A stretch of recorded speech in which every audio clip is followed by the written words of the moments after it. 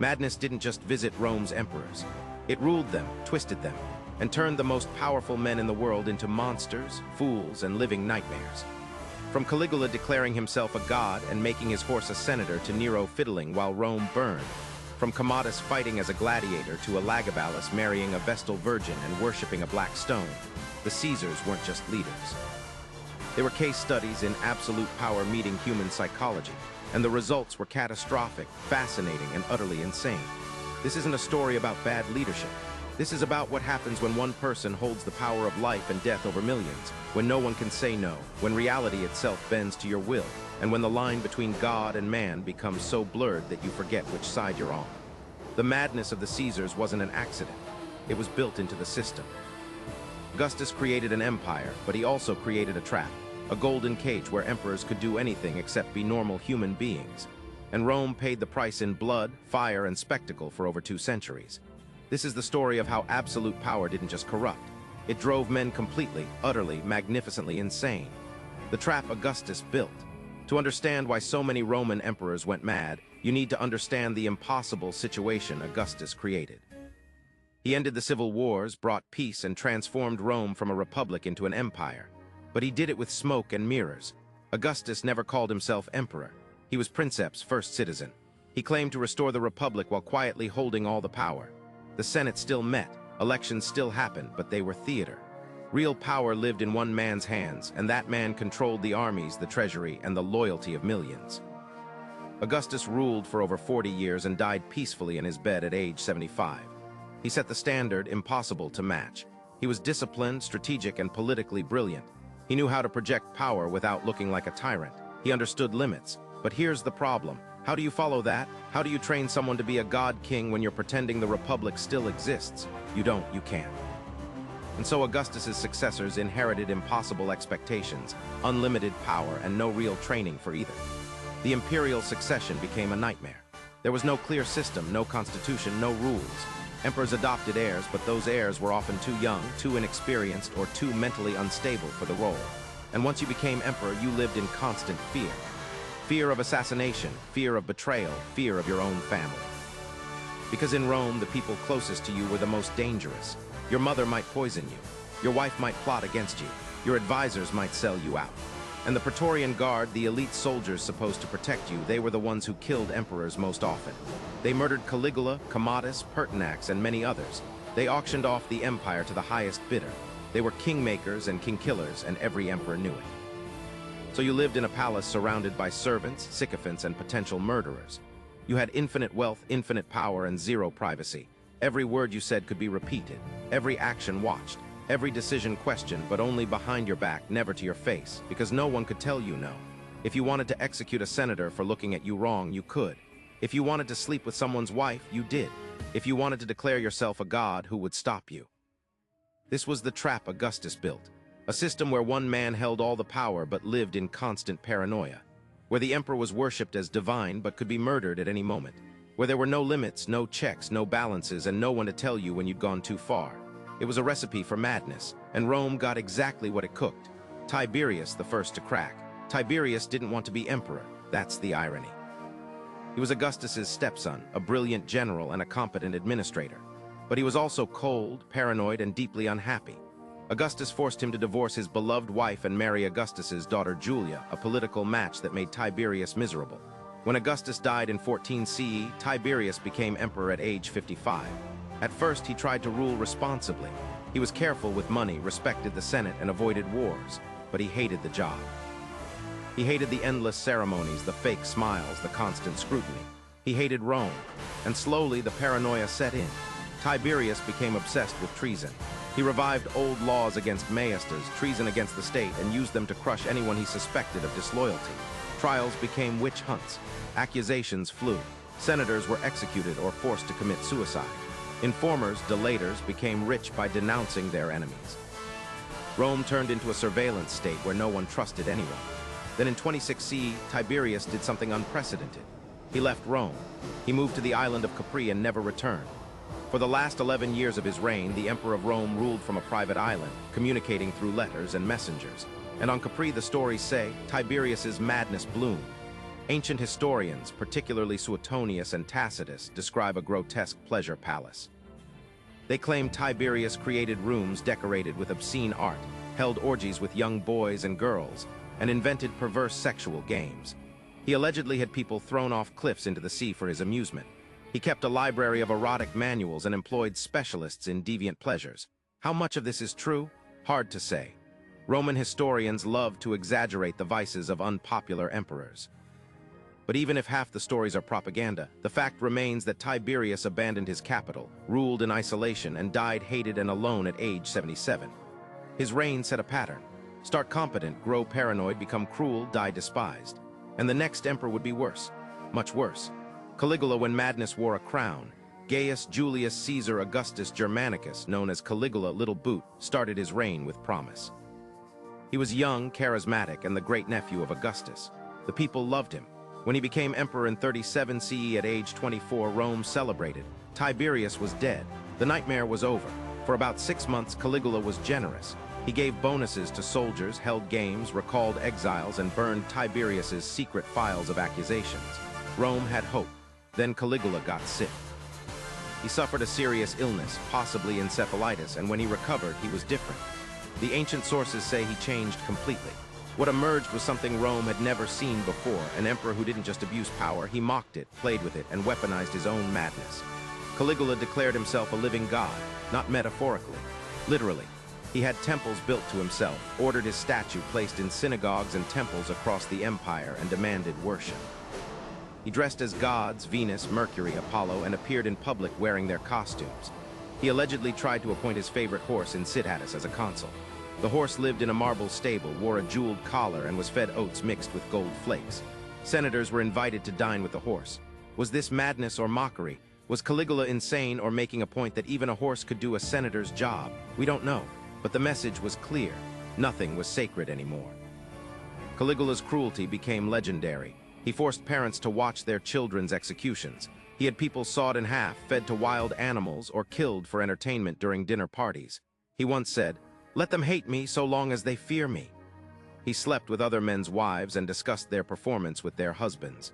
He emptied the treasury on bizarre projects. He built a floating bridge across the Bay of Baiae, over 2 miles long, just so he could ride across it wearing Alexander the Great's breastplate. Why? To prove a prophecy wrong. An astrologer had said he had no more chance of becoming emperor than of riding a horse across that bay. So he did it on a bridge on a horse in costume. It cost a fortune and proved nothing except that he could. Caligula's madness had method. He understood that fear was power and spectacle was control. He kept Rome off balance, never knowing what he'd do next. Would he execute you for a joke?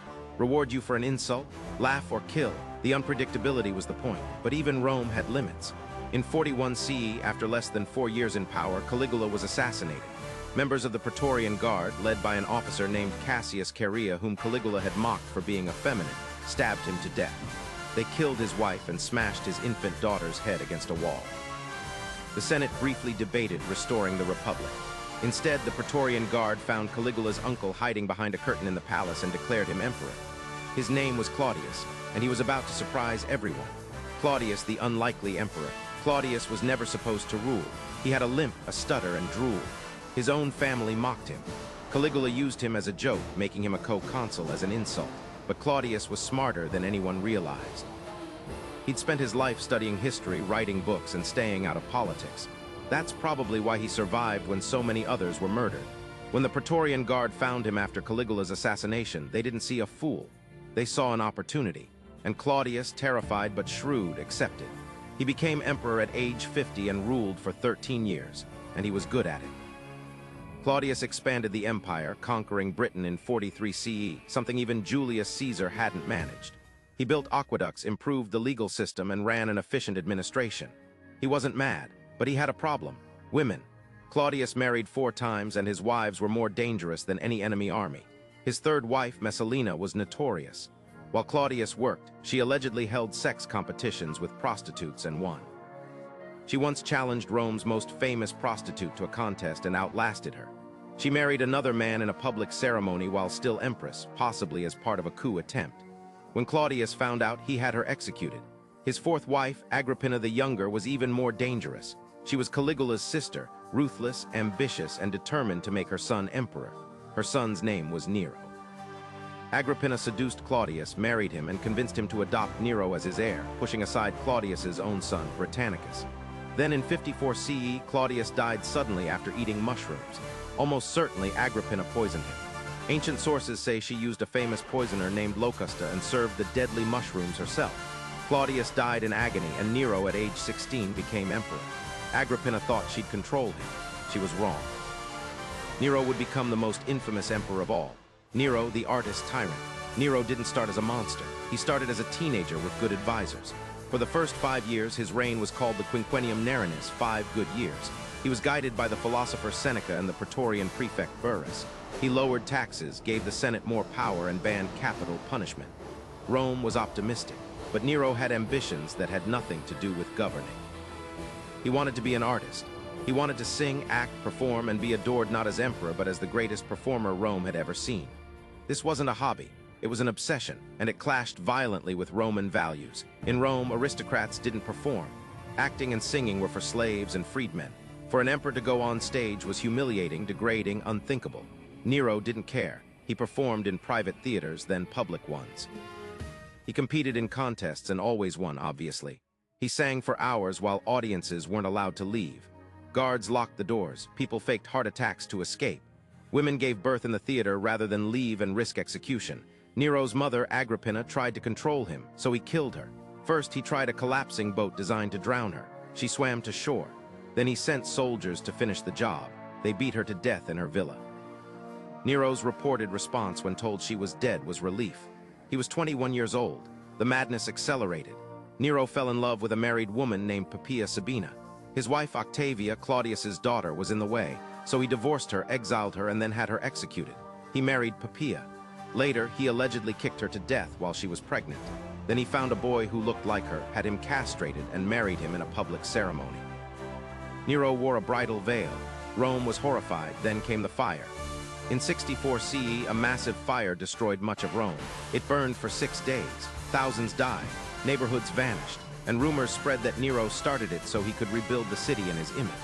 The story that Nero fiddled while Rome burned is myth. The fiddle didn't exist yet, but he may have sung. And he definitely used the destruction to seize land and build his golden house, the Domus Aurea, a massive palace complex with a 100-foot statue of himself as the sun god. To deflect blame, Nero needed a scapegoat. He chose the Christians, a small, strange sect. He had them arrested, covered in animal skins, and torn apart by dogs. He had them burned alive as human torches to light his gardens at night. It was Rome's first great persecution of Christians, and it was spectacularly cruel. But Nero's real crime in Roman eyes wasn't the fire or the murders. It was that he performed on stage. He went on a tour of Greece, competing in every artistic contest. He won over 1,800 victories. He declared Greece free, a symbolic gesture that meant nothing politically but fed his ego. Meanwhile, back in Rome, rebellions broke out. Governors turned against him. The Senate declared him a public enemy. In 68 CE, abandoned and alone, Nero tried to flee. He couldn't. He was too famous, too recognized. As soldiers closed in, he tried to stab himself but hesitated. A secretary helped him drive the blade in. His last words, allegedly, were, "What an artist the world loses in me." He was 30 years old. Nero's death ended the Julio Claudian dynasty. Rome plunged into civil war, the year of the 4 emperors. But the madness didn't end. It evolved. Domitian, the paranoid god. After the chaos of 69 CE, the Flavian dynasty brought stability. Vespasian was practical and grounded. His son Titus was beloved, though he ruled only 2 years. But Titus's brother Domitian, who became emperor in 81 CE, brought back the paranoia. Domitian was competent, maybe too competent. He ran the empire efficiently, strengthened the borders, and managed finances well. But he was also controlling, suspicious, and obsessed with being worshipped. He insisted on being called Dominus et Deus, Lord and God. He demanded total loyalty and saw treason everywhere. He revived treason trials, executed senators, and created an atmosphere of fear. He banned philosophers from Rome, seeing them as subversive. He executed his own cousin on suspicion of disloyalty. His court became a place of whispers and terror. Domitian also had strange habits. He spent hours alone catching flies and stabbing them with a stylus. When asked if anyone was with the emperor, a courtier supposedly replied, "Not even a fly." He built a corridor with polished stone walls so he could see reflections and avoid being stabbed from behind. He was right to be paranoid. In 96 CE, his own staff conspired to kill him. His wife, Domitia, may have been involved. A steward stabbed him and several others joined in. He fought back, but he was outnumbered. Domitian died at 44, and the Senate immediately damned his memory, erasing his name from monuments. But the pattern was set. Competence mixed with paranoia, power mixed with fear, and always, always the knife waiting in the dark. Commodus, the gladiator emperor. If Caligula and Nero were mad, Commodus was delusional. He didn't just want to be emperor, he wanted to be Hercules, literally. Commodus became emperor in 180 CE at age 18. He was the son of Marcus Aurelius, the philosopher emperor, the man who wrote Meditations and represented Stoic virtue. Commodus was his opposite. He had no interest in philosophy, governance, or duty. He wanted glory, spectacle, and blood. He fought as a gladiator, not in private, in the Colosseum, in front of thousands, an emperor fighting animals and men dressed as Hercules. He killed ostriches, lions, bears, and panthers. He fought disabled gladiators and always won, obviously. He charged Rome 1,000,000 sesterces per appearance. The treasury paid him to humiliate the empire. Commodus declared himself the reincarnation of Hercules. He wore lion skins, carried a club, and had statues made showing him as the hero god. He renamed Rome after himself, Colonia Commodiana. He renamed the months, the Senate, the legions, everything. He lived in a fantasy. Meanwhile, the empire rotted. He left governance to advisors and favorites, many of whom were corrupt. He executed senators on whims, confiscated fortunes, and spent wildly. His mistress, Marcia, and his advisors grew terrified. They knew he was unstable and that they could be next. On the last day of 192 CE, they decided to act. Marcia poisoned his food. When that didn't work fast enough, they sent a wrestler named Narcissus to strangle him in his bath. Commodus died at 31, and Rome celebrated. The Senate damned his memory. The madness of Commodus wasn't subtle or clever. It was pure delusion. He believed his own myth and forced Rome to play along until they couldn't anymore. Caracalla and Elagabalus, the final descents. The 3rd century brought crisis, civil wars, and a parade of emperors, many of whom ruled for months before being murdered. But 2 stand out for sheer insanity. Caracalla became emperor in 211 CE after murdering his brother Geta in their mother's arms. He then executed thousands of Geta's supporters, erasing his brother from history. Caracalla was a soldier emperor, brutal and paranoid. He massacred civilians, raised taxes, and debased the currency. But he also granted citizenship to all free men in the empire, mostly to increase tax revenue. He was obsessed with Alexander the Great, dressing like him, creating Macedonian-style units, and even visiting his tomb. He died in 217 CE, assassinated while urinating on the side of a road. Undignified but fitting. Then came Elagabalus, perhaps the strangest emperor of all.